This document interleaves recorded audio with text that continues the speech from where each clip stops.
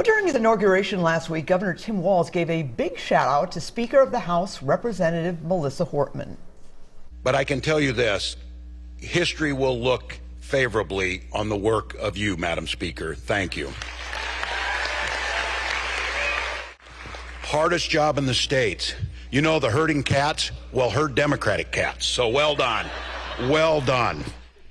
With one party in control of the legislature and an historic $17.6 billion surplus, life-changing proposals like paid family leave, free school meals for all school children could become state law in a matter of months.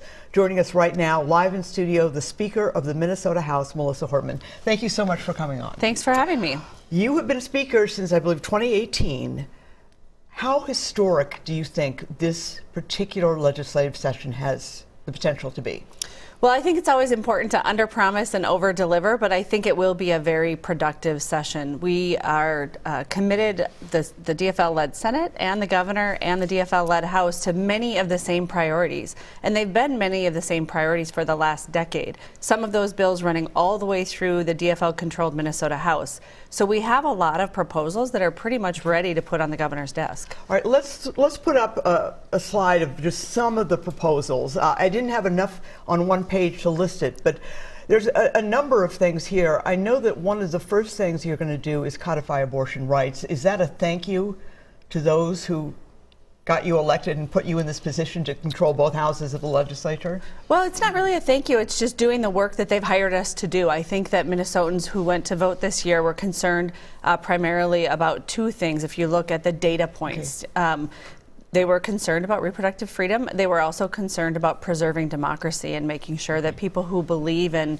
the insurrectionists and that sort of thing are nowhere near running the state government. I know you have talked for many years now about some of your goals and they are in this list and they are potentially life-changing. Paid family leave. Only 1/4 of Minnesotans have paid family leave.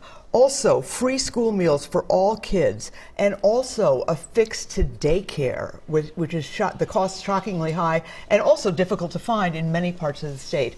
Is that the sweet spot for you? Well, that's a really great focus, those three things. When you think about it, how practical is that, right? Shouldn't people be able to take time off when they're sick? We learned during the pandemic, when you're sick and you go to work, you get other people sick. So it's a real ding on the business's productivity. And why do we have a system in this country, and this is the only country in the industrialized world, where high-income people have access to this benefit, but medium and lower-income people don't? Also, large businesses can offer it, but smaller businesses can't. So paid family leave is high on the list, but also providing some assistance for daycare is a no-brainer. We know that we have a workforce shortage in Minnesota, and we know that there are people on the sideline because daycare is so expensive. A minimum of $16,000 a year. I mean, that's just shocking. It's unbelievable. It's now the same to send your child to daycare as it is to send your child to the University of Minnesota. And so for a lot of families, they need some help. All right, one of the things that was talked about last year, there was a grand deal for about 2 minutes that included the elimination of a Social Security tax, or a tax on Social Security income. Is that on the table? And also, what other potential tax cuts are on the table? Because people look at this $17.6 billion surplus and they're saying they've got too much of our money. Well, I think that's definitely on the table, as well as proposals that focus more on families with children. So as we talked about, providing direct assistance to fund daycare is one way to help families. Another way is to give them a dependent care tax credit. So we could cut taxes for middle-class families to allow them to pay for childcare more easily. But it does seem as if there's a little reluctance. We'll meet Senator Dietzich here in just a bit, about going full bore into eliminating the tax on Social Security income. We're one of only 12 states that does this. What are your thoughts on that? Well, it ends up giving a tax cut to billionaires and multimillionaires. So when you have people who are making hundreds of thousands or hundreds of millions of dollars a year, or billionaires, they probably don't need a tax cut. That money could probably be better invested in the economy in other places. However, a lot of people who don't pay taxes on their Social Security income right now think that they do. And so I think having some clarity, there is value in that. But what we'll be looking at is the really inspiring goal that the governor set out in his inaugural ceremony about eliminating child poverty. We can do that with tax cuts to folks who have kids.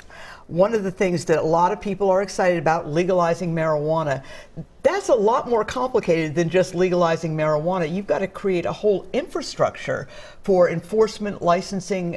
How complicated is that, and is there the will there, do you think?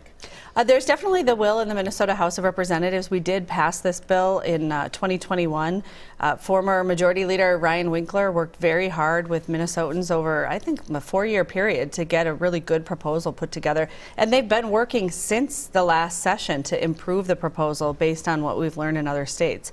But I think the new DFL majority in the Senate has to have time to fully participate in all these bill conversations and really put their stamp of policy making on it before we'll have something ready to put on the governor's desk. Well, I know you don't want to overpromise, but expectations are pretty sky high for the session.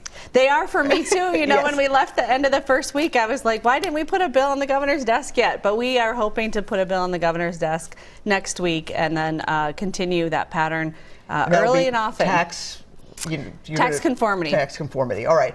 Speaker Melissa Hortman, thank you so much for coming on.